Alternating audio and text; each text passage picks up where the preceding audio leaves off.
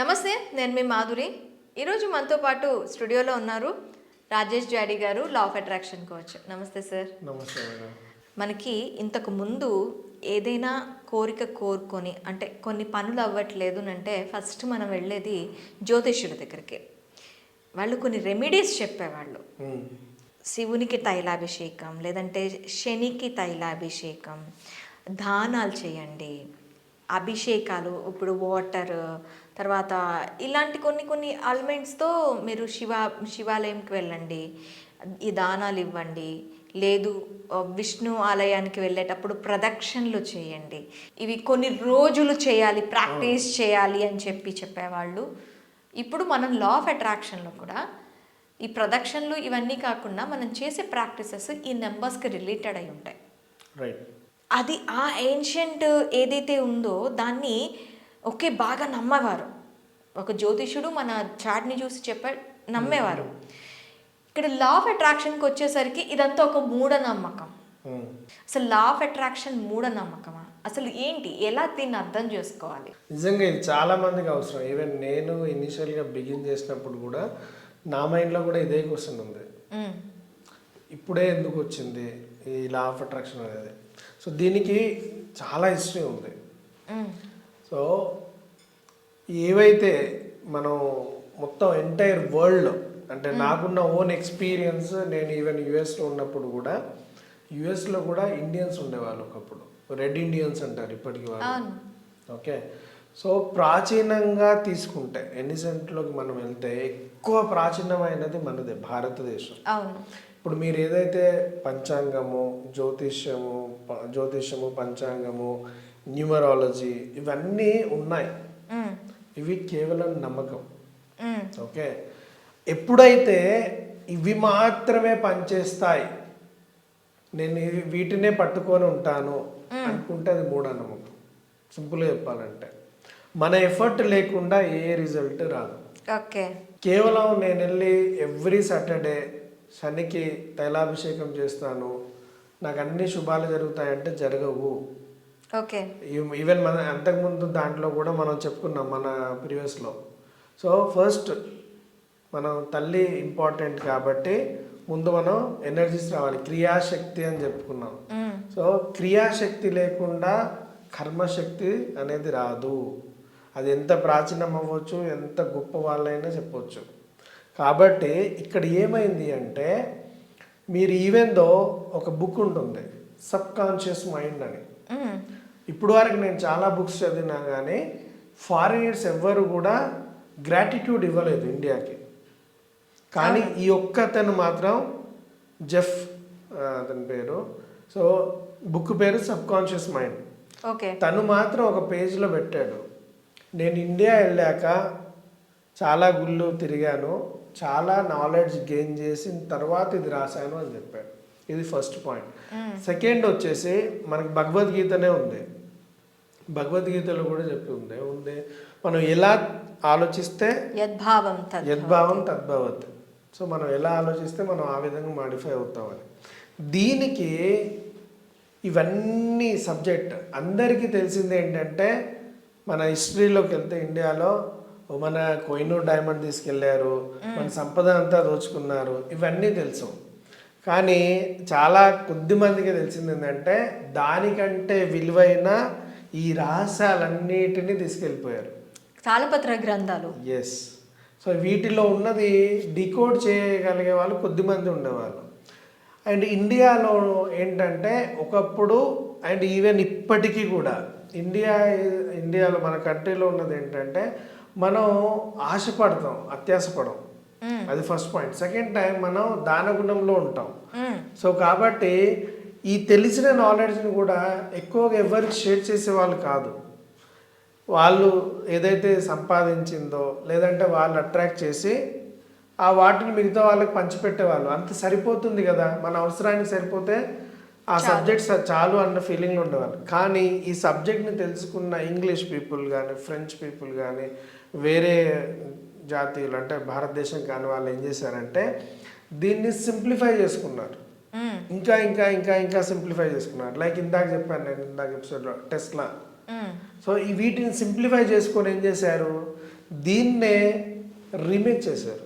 ఇప్పుడు మనం ఒక సినిమాని ఇంకోసారి తీసినప్పుడు ఎలా ఉంటుంది? ఇప్పుడు పాత అత్తర్ బాటిల్కి సెంటు బుట్టి స్టిక్కర్ వేసినట్టు సేమ్ మన నాలెడ్జ్ మొత్తం మన విజ్డమ్ జ్ఞానాన్ని తీసుకొని దానిలో వాళ్ళు కొత్త కవర్ వేశారు. ఇప్పుడు మనకి ఏన్షియంట్ మనకి భగవద్గీత ఉన్నది ఎన్నో ఏళ్ళ నుంచి ఉన్నదన్న సంగతి తెలుసు. భగవద్గీతలో ఉన్న విషయాలు మాత్రమే మనకి ఖురాన్లో అయినా బైబిల్లోనైనా కనిపిస్తాయి. అదే ఏదైనా అంతే. ఇది ఎవరు రాశారు అన్నదానికి మహమ్మద్ ప్రవక్త ఇక్కడ రాశారని మాత్రమే చెప్తున్నారు. శ్రీకృష్ణుడు భగవద్గీతలో చెప్పాడు అంటారు కానీ రాశాడు అన్నారు. సో చాలా ఉన్నాయి. ఇప్పుడు ఈవెన్ బౌద్ధ మతంలో కూడా గౌతమ బుద్ధుడు బోధించాడు అంటారు. సో లాట్ ఆఫ్ థింగ్స్ ఉన్నాయి. అంటే మనకి ఏ మతమైనా ఏం చెప్తుంది అంటే నువ్వు పాజిటివ్గా ఆలోచిస్తే నీకు పాజిటివ్ రిజల్ట్ వస్తుంది. నువ్వు పాజిటివ్ పనులు చేస్తే పాజిటివ్గా ఉంటావు. నువ్వు మంచి చేయాలనుకుంటే నీకు మంచి రిఫ్లెక్షన్ అవుతుంది. So nothing but magnet. నువ్వు ఏదైతే అట్రాక్ట్ చేస్తున్నావో నీకు అదే వస్తుంది. దేన్నైతే ఆకర్షించాలనుకుంటున్నావో అదే ఆకర్షించగలుగుతావు అని చెప్తుంది. కాబట్టే ఇవన్నిటిని ఇప్పుడు ఏమైంది, ఒక బుక్ రూపంలో ఒక రైటర్స్ ఒక స్టోరీ. సో మళ్ళీ ఇప్పుడు ఏమవుతుంది, మళ్ళీ బ్యాక్ వెళ్తున్నాం మనం. ఓకే, అంటే ఏవైతే మనం బ్యాక్ అనుకున్నామో మళ్ళీ దాని మీదనే వెళ్తున్నాం. ఇప్పుడు నేను సింపుల్ అండి, ఇప్పుడు సైన్స్ని మనం ఈ నమ్మకాలు అనుకుందాం. సో నాకు నేను జనరల్ ఒక లేమ్యాన్ని. ఓకే, మార్స్ అనే ఒక గ్రహం ఉంటుంది. మనం నెక్స్ట్ ఫ్యూచర్లో దాని మీద వెళ్ళి హోటల్స్ ఉంటాయి, రెస్టారెంట్ ఉంటాయి, మనం టూర్కి వెళ్ళొచ్చు అని నేను చెప్పాను అనుకోండి, మీరు నవ్వుతారు. అవునా? ఎందుకు? మన గ్రహం మీదనే ల్యాండ్ దొరకట్లేదు ఉండడానికి సరిగ్గా నువ్వు వేరే గ్రహంకి వెళ్ళి అక్కడ మనం టూర్స్కి వెళ్తాం అంటాం. ఇదే పర్సన్ ఫర్ ఎగ్జాంపుల్ నా ప్లేస్లో ఇలాన్ మాస్క్ ఉన్నాడు, అప్పుడు నమ్మి ఇన్వెస్ట్ చేస్తారు. సో ద సిచ్యువేషన్ ఏంటంటే ఎవరు చెప్తున్నారు, దాని క్రెడిబిలిటీ ఏంటి, ఆ సబ్జెక్ట్ బ్యాక్గ్రౌండ్ ఏంటి, ఎనాలిసిస్ ఏంటి, అదే మెయిన్ ఇంపార్టెంట్. సో మన దగ్గర ఉన్న ప్రాబ్లం ఏంటంటే మనం కొన్ని వేల సంవత్సరాల నుంచి ఈ ఎవరైతే మన మీద దండయాత్ర చేసిన తర్వాత మన మైండ్ సెట్ ఎట్లా తయారైందంటే ఒకరి కింద పనిచేయడం అలవాటు అయిపోయింది. ఇప్పటికి కూడా చైనాతో కంపేర్ చేసుకుంటే మనం సర్వీస్ ఇస్తున్నాం, ప్రొడక్ట్ తీయట్లా, ప్రొడక్ట్స్ బిల్డ్ చేయట్లేదు. స్టార్టప్ పాయింట్ ఆఫ్ వ్యూ చెప్తున్నాను నేను. యాజ్ ఎ స్టార్టప్ ఎంటర్ప్రినర్ లాగా చూస్తే మనం ఎప్పుడు సర్వీస్ ఇచ్చే బేస్లో ఉన్నాం. జొమాటో ఉంది, సర్వీస్ ఇస్తున్నాం. సో ఫ్లిప్కార్ట్ ఉంది, సర్వీస్ ఇస్తున్నాం. మనం ప్రోడక్ట్స్ బిల్డ్ చేయట్లేదు. కానీ చైనీస్ ప్రోడక్ట్స్ బిల్డ్ చేస్తున్నారు. చైనీస్ ప్రోడక్ట్స్ బిల్డ్ చేయడానికి కూడా వెనకాల బౌద్ధ మతం ఉంది. ఆ బౌద్ధ మతంలో మళ్ళీ గౌతమ బుద్ధుడి బోధనలు ఉన్నాయి. సో దాంట్లో కూడా మళ్ళీ లా ఆఫ్ అట్రాక్షన్ ఉంది. ఎందుకు అనొచ్చు అంటే ఒక 20 years బ్యాక్, 10 years బ్యాక్ చైనాని అందరు ఏమనేవాళ్ళు, కాపీ క్యాట్ అనేవాళ్ళు. అంటే ఎక్కడైనా చూస్తే వాళ్ళు ఒక డూప్లికేట్ తయారు చేస్తారు అనేవాళ్ళు. కానీ ఇప్పుడు చైనా అలా కాదు. ఆ డూప్లికేట్ నుంచి వాళ్ళ ఓన్ ఒరిజినల్ థింగ్స్ని కూడా కనిపెడుతున్నారు. అంటే ఫస్ట్ ఏం చేశారు, అట్రాక్ట్ చేసుకున్నారు. ఫస్ట్ అమెరికాని అట్రాక్ట్ చేసుకున్నారు, చైనాతో పాటు పక్కనున్న దేశాలు అట్రాక్ట్ చేసి అక్కడ ఏదేది ఇంపార్టెంట్ అని ఉందో, మార్కెట్ అవుతుందో, సేల్ అవుతుందో వాటిని అట్రాక్ట్ చేసి వాళ్ళు తయారు చేశారు. ఇప్పుడు ఏం చేస్తున్నారు, అట్రాక్షన్ మించి ఇంకొక స్టెప్ పైకి వెళ్ళారు. అంటే ఏదైనా అట్రాక్షన్ నుంచే స్టార్ట్ అయింది. సో కాబట్టి మనం ఏ పర్పస్ కోసం తిరిగి అట్రాక్ట్ చేసుకోవడానికి ఎనర్జీని బిల్డ్ చేసుకుంటామో అదే అవుతుంది. ఇప్పుడు మనం టెంపుల్కి వెళ్ళాం, ప్రదక్షిణ చేసేటప్పుడు ఏం కోరుకుంటా ఉంటాం, ప్రదక్షిణ అంటే ఏమవుతుంది, మన బాడీ అనేది మూవ్ అవుతుంది. ఇప్పుడు జిమ్కి వెళ్ళంగానే మనం వెయిట్స్ లిఫ్ట్ చేయం కదా, ముందు కొంచెం వార్మప్ చేసుకుంటాం. ఈ వార్మప్ వల్ల బాడీ ఏమవుతుంది, ఎనర్జైజ్ అవుతుంది. సేమ్ వే టెంపుల్ చుట్టూ తిరిగే ప్రదక్షిణలో కూడా మన బాడీ వార్మప్ అవుతుంది. మనం కోరుకుంటున్న కోరిక అక్కడున్న ఫ్రీక్వెన్సీకి మ్యాచ్ అవుతుంది. ఈవెన్ ఇప్పుడు వేరే మతంలో అయినా సౌండ్ సిస్టమ్తో మ్యాచ్ చేసుకుంటారు ప్రార్థనలు వాళ్ళ దాంట్లో. అంటే ఒక్కొక్కరి మతానికి ఒక్కొక్క విధంగా వాళ్ళు డిఫైన్ చేసుకున్నారు వాళ్ళ మత పెద్దలు. సో ఇప్పుడు ఏమైందంటే ఇంగ్లీష్ అనేది పాపులర్ అవ్వడం వల్ల లా ఆఫ్ అట్రాక్షన్ కూడా వాళ్ళు చెప్పింది కరెక్ట్ అనుకుంటున్నాం, మనం పక్కన పెడుతున్నాం. కాకపోతే మన సనాతన ధర్మంలోనే లా ఆఫ్ అట్రాక్షన్ ఉందని చెప్పి ఎవరు కంప్లీట్గా ఉంది అసలు. దాన్ని ఇప్పుడు ఇండియాలో కూడా కొంతమంది దాన్ని డిక్ చేయడం స్టార్ట్ అయింది, ఏంటి లింక్స్ అని. So it's a process. దాంట్లో ఎప్పుడైతే మనకి, అందుకని చూడండి మెల్లిమెల్లిగా ఇండియా కూడా ఎకనామికల్గా గ్రో అవుతుంది. ఒకప్పుడు ఇండియాకి ఎకనామిక్ పెద్దగా పట్టించుకునే వాళ్ళు కాదు. మనం శాంతంగా ఉండాలి, మనశ్శాంతిగా ప్రశాంతంగా అందరు జీవించాలి కాదు.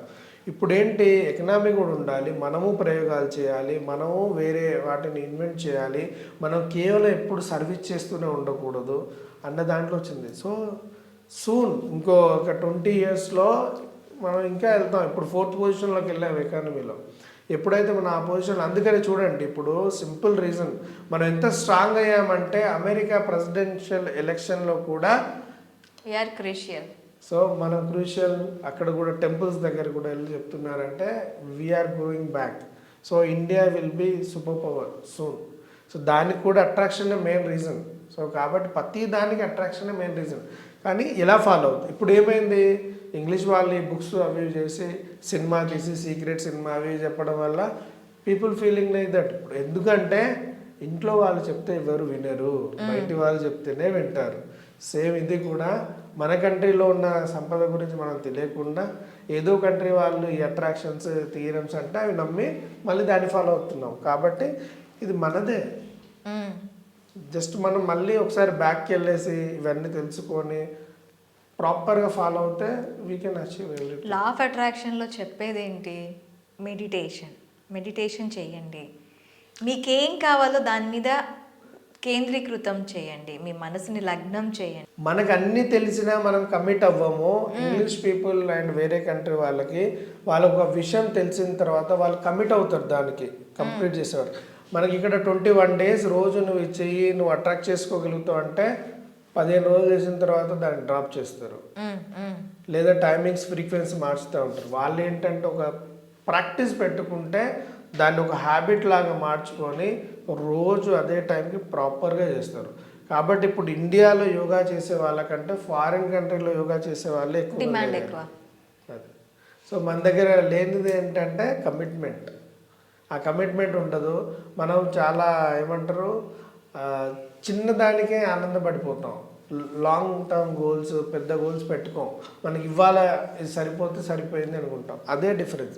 అదర్ దెన్ దట్ మన దగ్గర సంపద ఉంది, నాలెడ్జ్ ఉంది, స్కిల్ ఉంది, వేదాలు ఉన్నాయి, మనకి ఎవ్రీథింగ్ అవైలబుల్.